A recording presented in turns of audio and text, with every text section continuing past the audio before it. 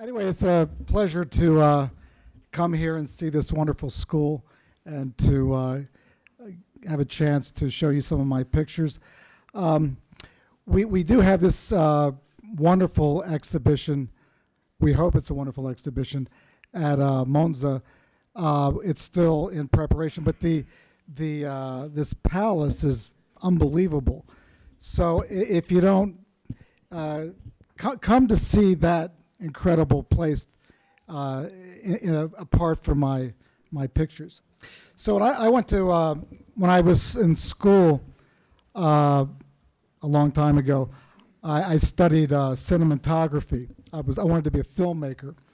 And in that, while I was studying film, I took 2 or 3 photography classes, and I decided once I got familiar with photography that was really much more interesting and more spontaneous, and something which was, for me, more easier, more effortless, because with a camera, you can literally just walk out the door in the morning and take pictures. It's very, it's fun. It doesn't take a lot of preparation. With film, it was there was a lot of pre-production and post-production. So, to me, I've always tried to avoid work as much as possible. So I decided to become a photographer.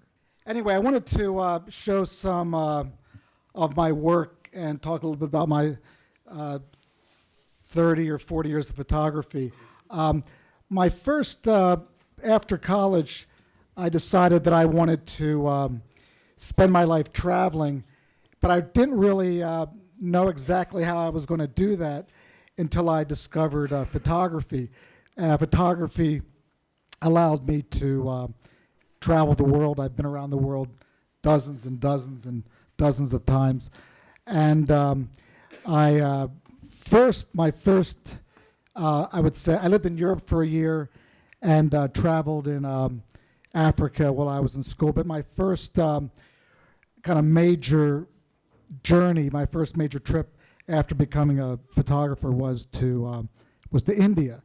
And that first trip really lasted two full years, 2 years continual. I didn't come back home. I stayed there for the entire time. So I wanted to show some of the pictures in India, which actually inspired me to spend so many years traveling in that part of the world. The thing about India, which is so fascinating, is the color is so integral to the culture, to the religions. This is a festival in Rajasthan, which is called Holi, and the color is really, they throw color, they get drunk and they dance and they throw this color. It's really quite a extraordinary event. One of my favorite places in India is a place called Jodhpur, and it's a city that's part of it is painted entirely in blue paint, and as you can see in the picture, it's the architecture and the color, everything is just so kind of amazing, almost like a dream. I was wandering through the streets of this village, and I noticed this incredible, handprints on the wall, which I thought, if I wait long enough, and I could create this image, this picture of people kind of coming and going. So I literally just waited there for about an hour and eventually made that picture. This is another scene from that village. This was an extraordinary a woman I met who turned out to be very inspiring and very friendly and cheerful and had a great sense of humor. And but she could hardly walk, and I just always remember her as being this sort of wonderful, kind soul.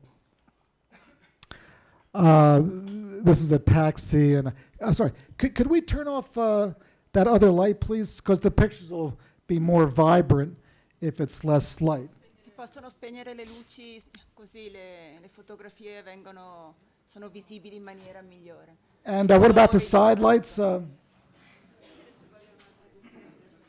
Volete la traduzione? O Yeah. tutto chiaro? Yeah, that'll make more sense. It'd actually be better if they turn off those Grazie. lights too, but whatever, you know.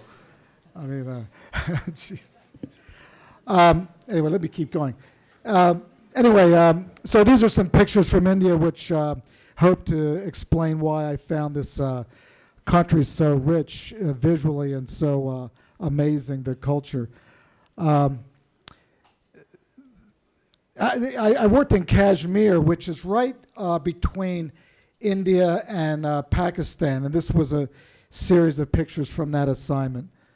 Of course, this is in one of the areas where the communist government is very strong. This is a yoga.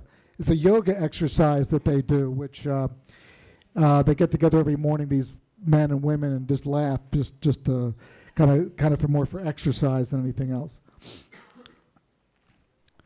So this is in a place called Rajasthan, which is really quite a exciting place. Bombay, this is in Bombay, Calcutta. You can just see how there's kind of a real chaos. There's a lot of action, a lot of people on the street, and there's never a dull moment in this area. One of my favorite stories I worked on for National Geographic was the story on the monsoon, and the monsoon is this incredible weather system which starts very hot and dusty, and it eventually starts to rain. So this was from this story on the monsoon, where eventually it rains really, really strong, and then it's either flooding or this is just some series of pictures from this. Of course, this is a flooded street. This guy is reading his paper. But the people have to, the life goes on, and this is a wife and a husband. She's going to the market, and he's going to work. So this was a funny story. This was a tailor who his shop had been destroyed, and he was able to salvage this, his rusted machine, and so he's carrying this machine down the road, and I saw him, took his picture, and it ended up on the cover of National Geographic, and is a German company that makes these sewing machines. They actually tracked this man down and sent him a new sewing machine, which was a great way to help this guy. That's me. Of course, it was really one of the most difficult assignments because there was all this, always being flooded and all this dirty water.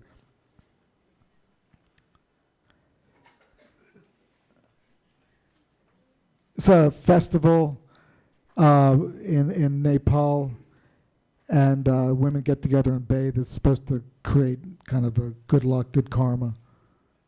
Indonesia, this was a little girl in her front yard, and there was this really colorful, I would say, kind of an algae that would, on the surface of the water, and it made this really amazing picture because she had her blue house in the background and her pink dress, and this algae created sort of like a carpet in the front yard. It was really, really, really wonderful. Bangladesh. Another story I worked on, one of my favorite stories was taking this train journey from near to Afghanistan, Khyber Pass, through Pakistan, through India, and into Bangladesh. So it was really fortunate that the train actually passed very close to the Taj Mahal. And this was a very funny situation where the door of the train was locked. And so in order to pass the breakfast trays, they had to do it on the outside of the train. Very kind of dangerous. That's the cover of that story. So these are some pictures of the Taj Mahal. It's one of these buildings that's been photographed a million times, and it's always a challenge to show it in a new way. So these are some pictures from the Taj.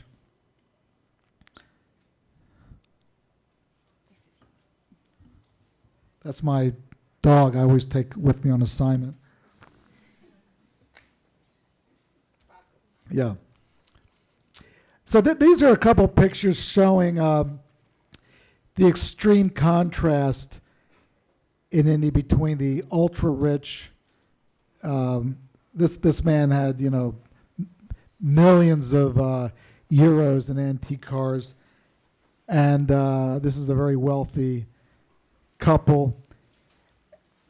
And you sort of contrast this with this. These are a family that spend their entire life in that small street, sleeping and eating and everything right there in public.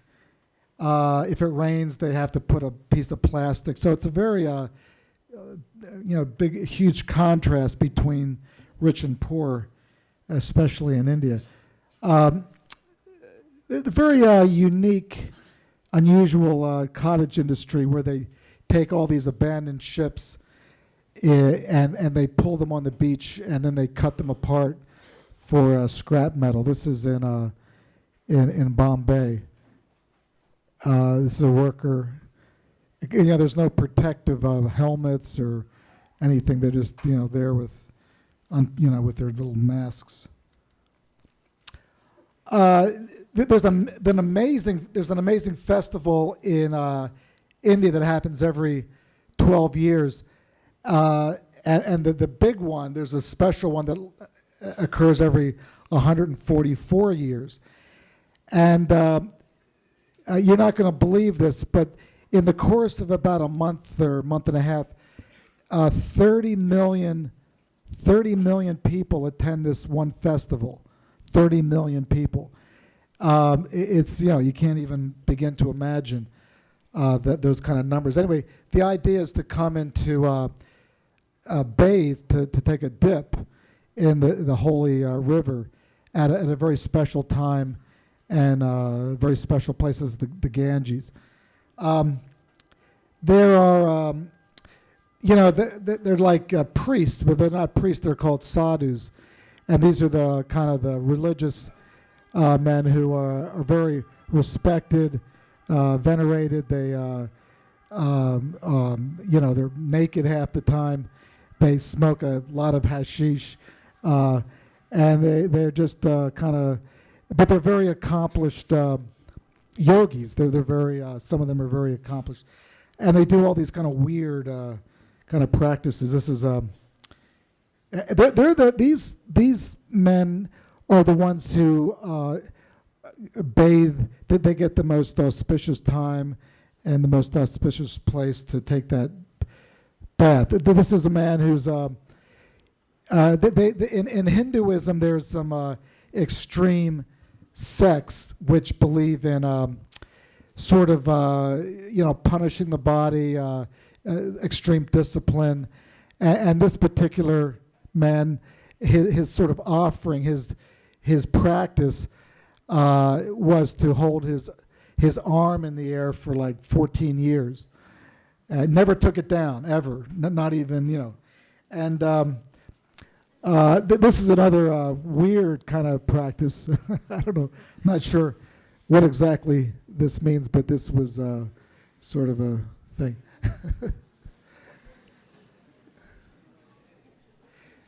So,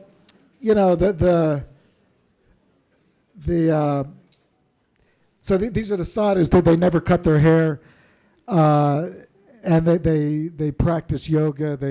They're vegetarian. They do deep meditation, and as I said earlier, they smoke. They're always stoned. I mean, they're always smoking hashish.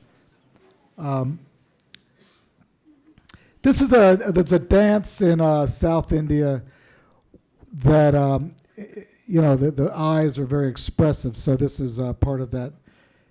I did actually some work on the last roll of Kodachrome. There was a very special film which a few years ago they stopped producing this film. So I asked the Kodak if I could get the last roll, the very last roll ever made, and then I wanted to do a special project on this last roll. So this is Robert De Niro, of course.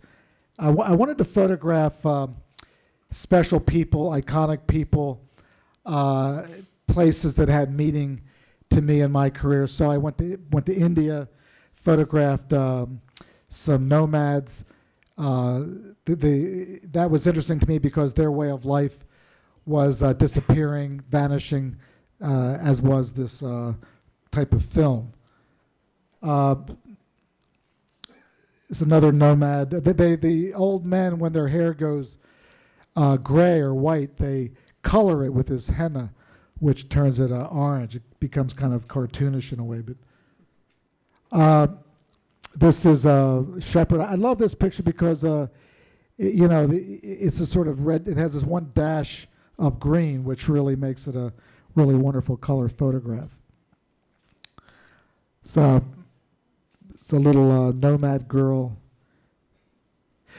So I spent a lot of time in Sri Lanka, and they have this very unusual, unique way of fishing. They sit on this pole and they fish, and they catch a lot of fish like that. And they're there for hours in the morning, and they go back in the afternoon. One of the in my travels for all these years, I have certain themes, certain things that interest me. One of the things I've been always fascinated with was people reading in various places. And this is in Thailand. This is a man reading with his elephant. This is a man reading in Kuwait during the war. This is in Rome. A man reading in Ireland. This is of course, in Rome. The little dog. He's taught the dog how to read, so that was very clever. Havana, Cuba. This is Serbia. This is Aung San Suu Kyi. She's the woman from Burma who won the Nobel Peace Prize several years ago at home. So that's sort of my reading theme.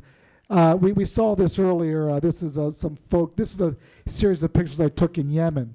Yemen is, again, it's kind of, when you're there, you feel like you're back in the Middle Ages or something. It's a very interesting place. It's a fishing village on the coast. This was really, I was fascinated with these women who they're kind of harvesting this grass for their animals. And you can imagine how hot, this is in the month of June, and it's 40, 45 degrees. And they're dressed, they're completely dressed in black gloves, and they have this really interesting hat, which looks like it was out of something with like a Harry Potter movie. And they're sitting away, working away. It was really strange. The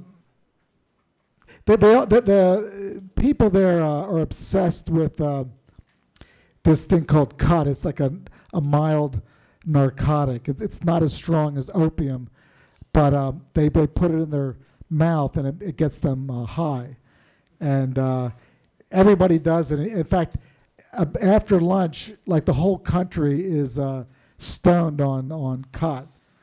And Uh, People always ask me what my favorite or most interesting or most dramatic story was. And I think it was probably the Gulf War back in 1992.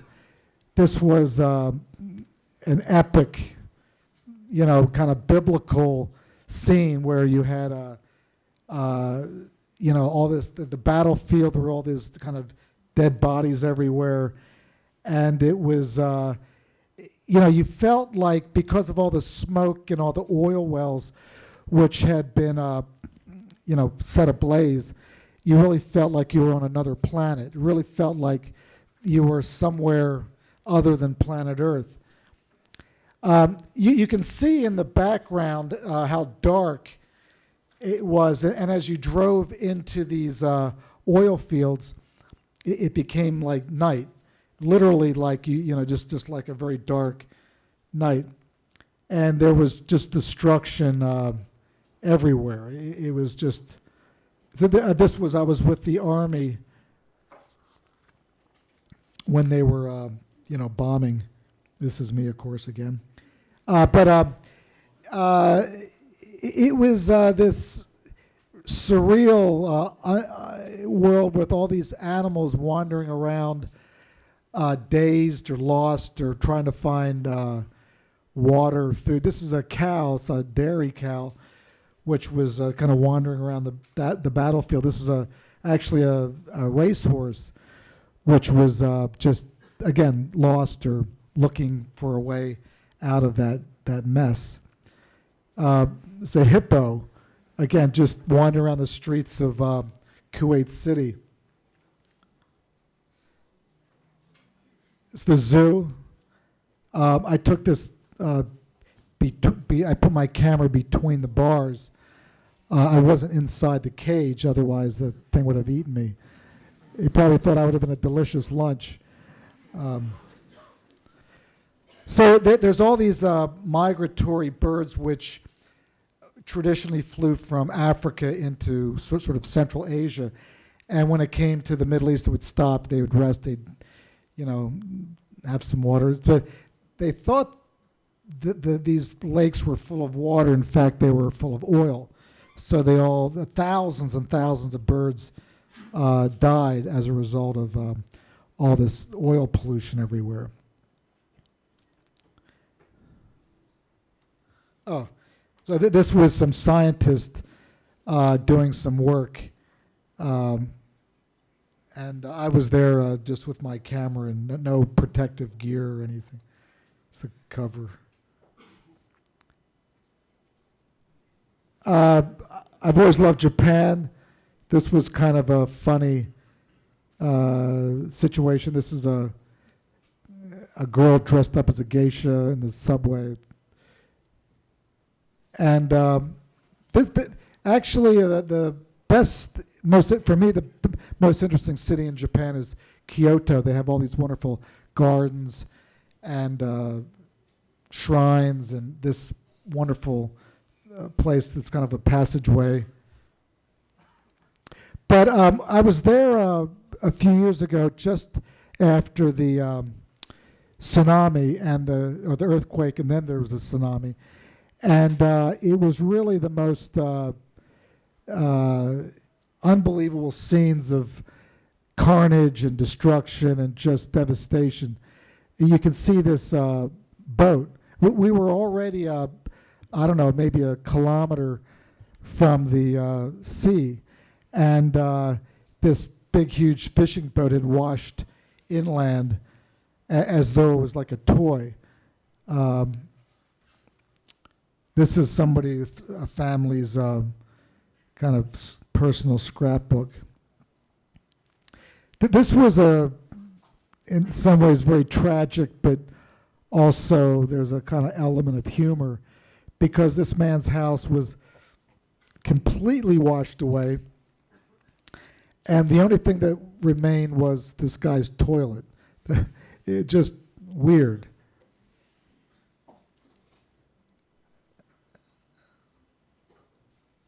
So one of my favorite places to travel to and to photograph is Burma.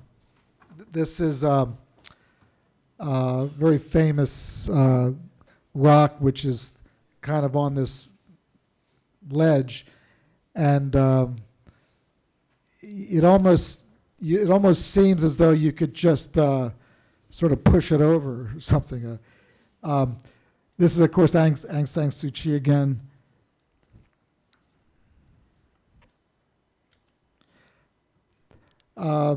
These are some scenes from Rangoon. It's a young monk. Actually, this is a boy. It looks very feminine. It looks like a girl. This little boy has makeup on, but this is part of the ritual they go through when they join a monastery. This is the world's smallest monk, I think, with really cute ears. They carve and make Buddhist statues in Mandalay, and this was they got the measurements wrong of this particular statue, and it ended up being too large to transport, so they couldn't move it. It was too big, too heavy.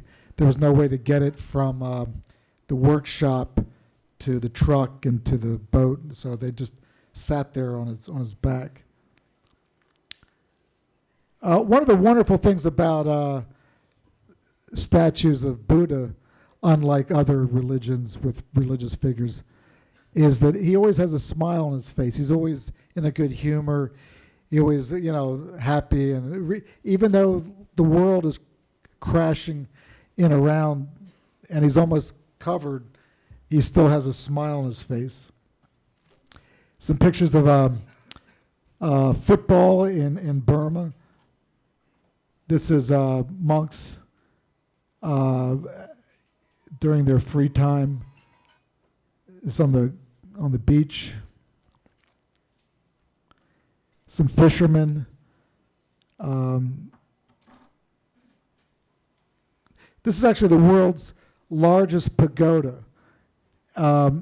And there was an earthquake, and these cracks appeared, and then they just never finished it. It's left empty now.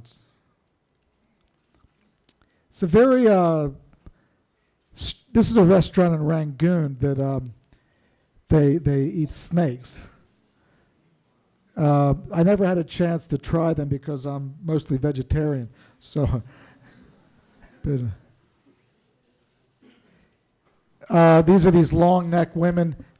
They wear these very heavy brass rings. They must weigh, I don't know, maybe 5 kilos.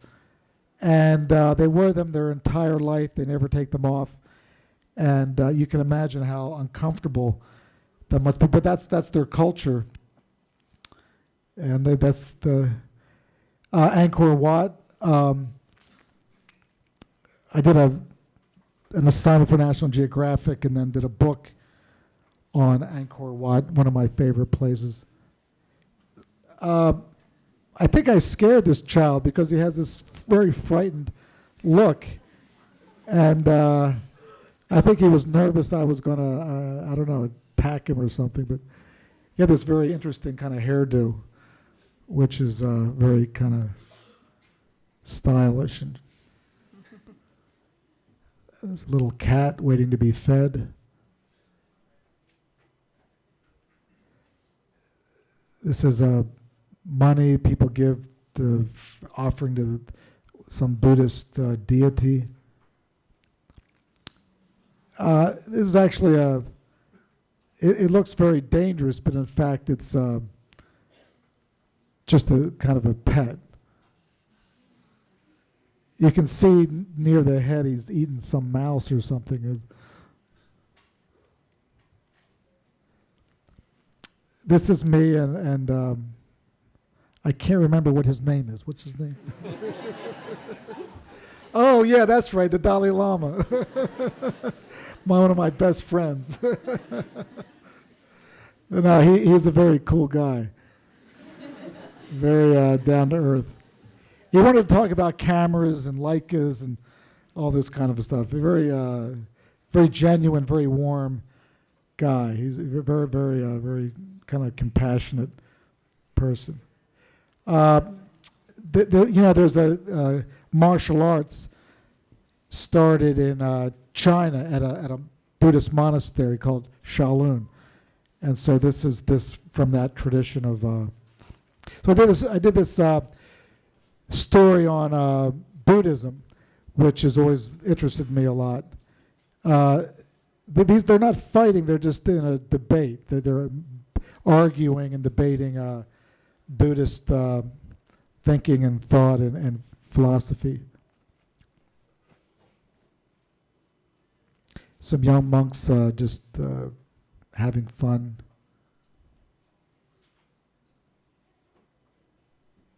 It's in a tea shop in India. That guy was really big. I'm not so big myself, but that guy was huge, really huge. These two monks actually worked together in the kitchen of the monastery. So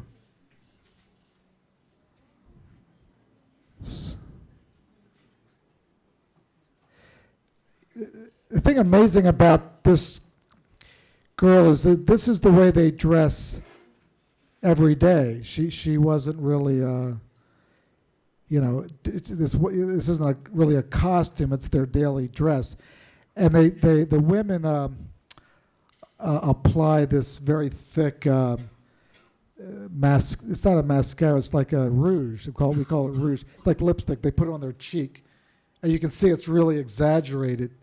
It looks funny to us, but this is their system of makeup. I love this old monk. He had such an interesting face. This is a shoe shine boy. You can see his hat has black. It's from shining shoes, so that was his job.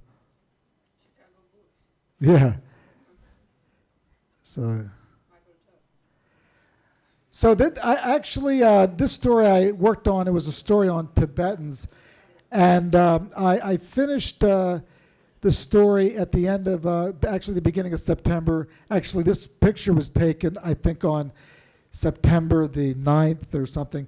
And after I took this picture, I flew back to New York the next day, and I lived. This picture was taken from my apartment building in Greenwich Village in Manhattan.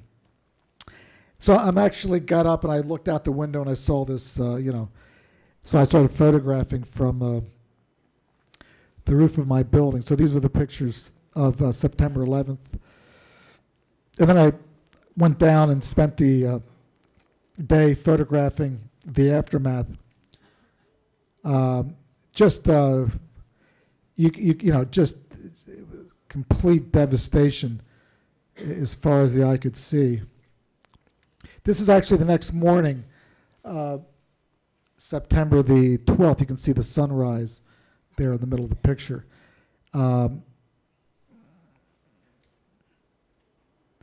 Just unbelievable, the amount of I kind of felt like the world was coming to an end. So I went back to Afghanistan shortly after that to do a story for National Geographic on Afghanistan, and I saw these two stone sort of natural formation, and it really it reminded me of the World Trade Center. They're kind of the same shape, and they were kind of these two twin towers. So I took a picture, and had this horse there kind of ran by. So I made a really wonderful picture for the magazine. So I wanted to. This is kind of a series of pictures of my work in Afghanistan over these many years. This was actually from my first trip when this war was just beginning, and these are some Afghan fighters, or mujahideen as they call them, who were getting ready to ambush a Russian convoy. And of course, you know, these are, you can see by the weapons that these are old guns, rifles from, you know, 100 years ago. And then as time went on, of course, they got more modern guns.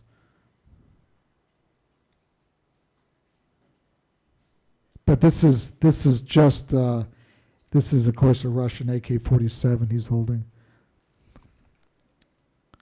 So I've you know, there were the Russians, and then there was the Afghan army, the Taliban, and then the Americans and NATO. There's been all these different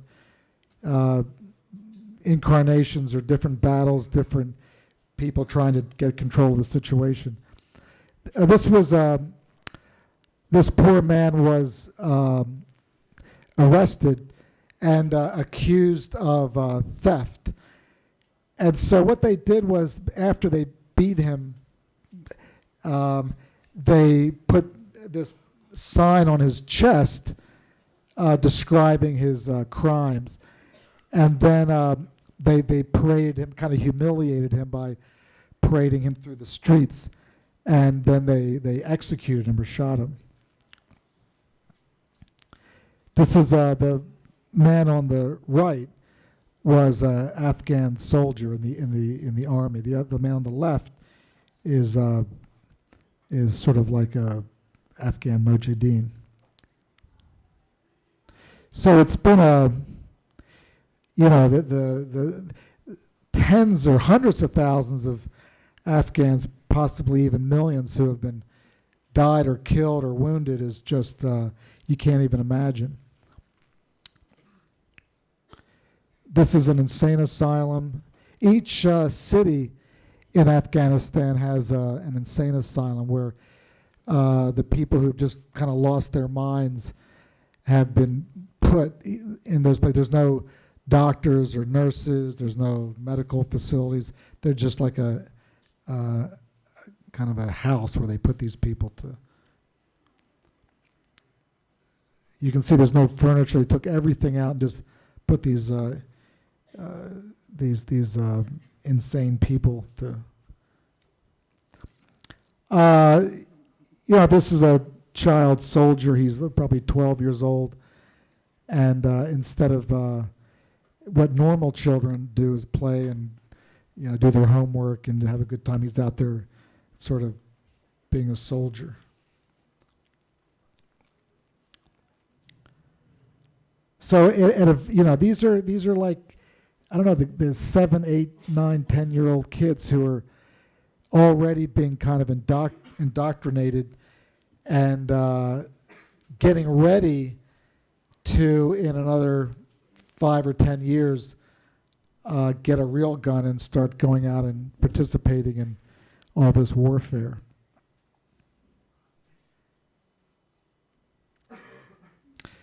These are kids kind of playing on this abandoned tank. This is a picture from Lebanon. Similar idea, but this was 20 years earlier in a Palestinian refugee camp. You can see all the live ammunition in the foreground.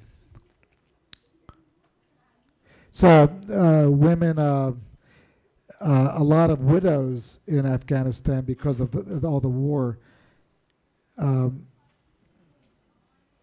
These men in the picture in the background actually live in that building, if you can believe that. It looks like it's going to fall down any second, but they actually live. Their room is behind that red blanket. One of the most interesting cultural events or ceremonies or whatever is this. This happens. They're actually commemorating or honoring or mourning the death of one of their leaders. These are Shia Muslims, and they're every anniversary at the death of this Imam Hussein, they beat themselves with these knives. There's actually a knife you can see, and then they pound their until they get bloody. And this was inside of a mosque, and there's like 100 of these men.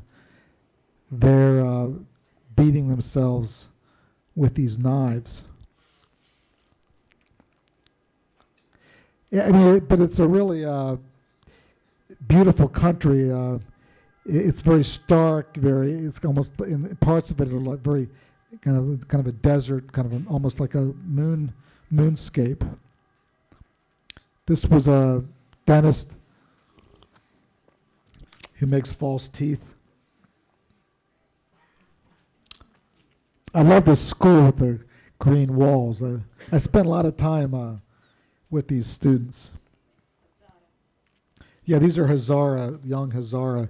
They're a minority, and they're the ones who flagellate themselves.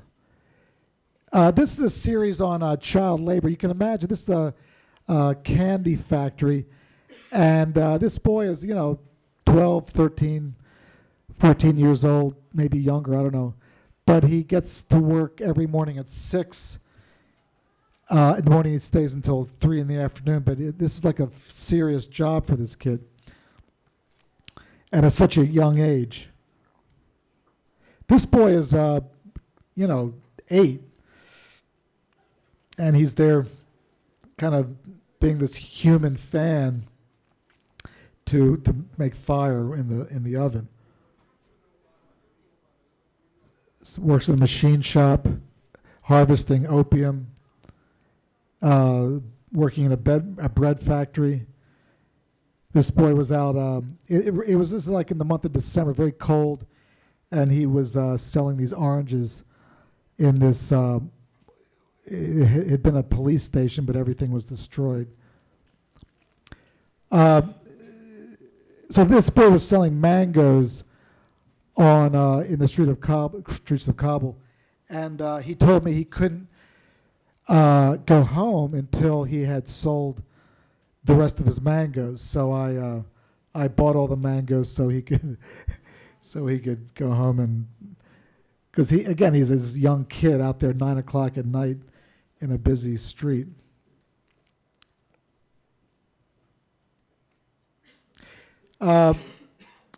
This man's a miner. He spent 12 hours underground.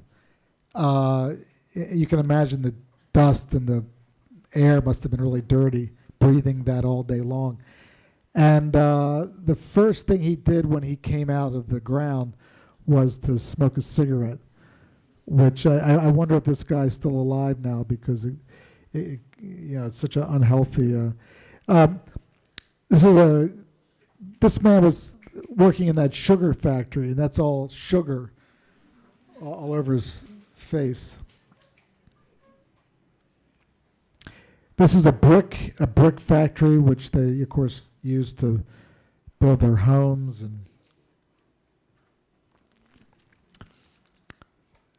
it's illegal to photograph women. Even if they're covered like this, it's still kind of a risk of because they're, it's against the religion, it's against the culture, and it's otherwise you can get into a big fight. It's a woman with a very colorful burqa.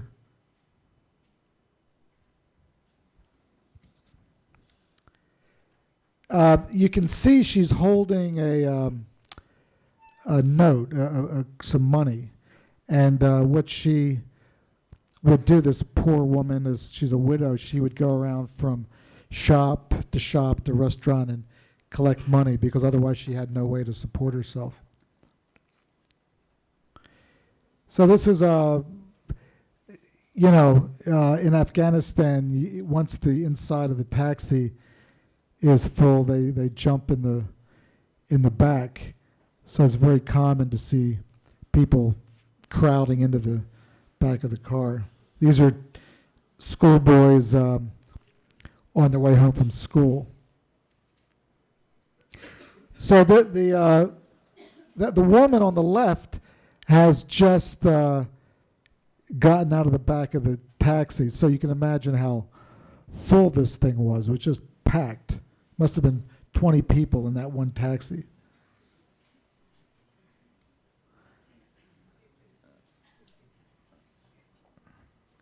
So this is kind of the end of my, because it's really not I'm not able to photograph women, and it's not only, it's sort of against their culture. So, but you are able, it's okay to photograph young girls, but not once they pass puberty. So I was able to photograph these young girls in school, and that was or on the street. I always love this picture because this little girl is, she's trying to be so elegant and pretty and stylish, but yet her dress is all muddy and dirty.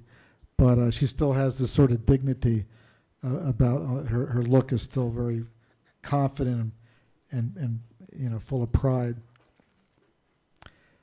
You saw her in the video. She's just some girl I came across on the street, but she had this really wonderful look. When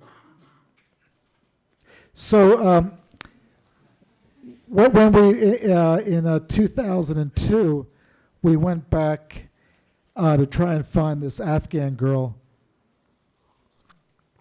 And the only way we could try and locate her was by showing her photograph around the camp. We met like hundreds and hundreds of people trying to find somebody who remembered her. And eventually we met this man who told us he was her brother. And he had the same eyes, so we got very excited that, that he, in fact, was really her brother. So this is the Afghan girl, 17 years after I photographed her back in 1984. And you can see that, she's aged quite a bit because of the lack of, the diet isn't very good. The weather is very extreme. The hygiene isn't very good either. And she was not only a refugee, but she was also an orphan. So her parents had been killed. So she had a very stressful life, and you can kind of see that story of that very hard life kind of written on her face. This is her again. At this point, she's about 30 years old. This is her and her brother. This is a school that was built by National Geographic. You can see the picture of her on the wall, which was kind of built in her honor. So we raised about $1 million for Afghan girls' education. And so it was really kind of a wonderful end of the story. We have compensated her. Actually, we paid her for all the use of the picture that we used, her picture on the cover of National Geographic over the years. So that's, anyway, that's me. That's me somewhere in Afghanistan. Anyway, thank you very much.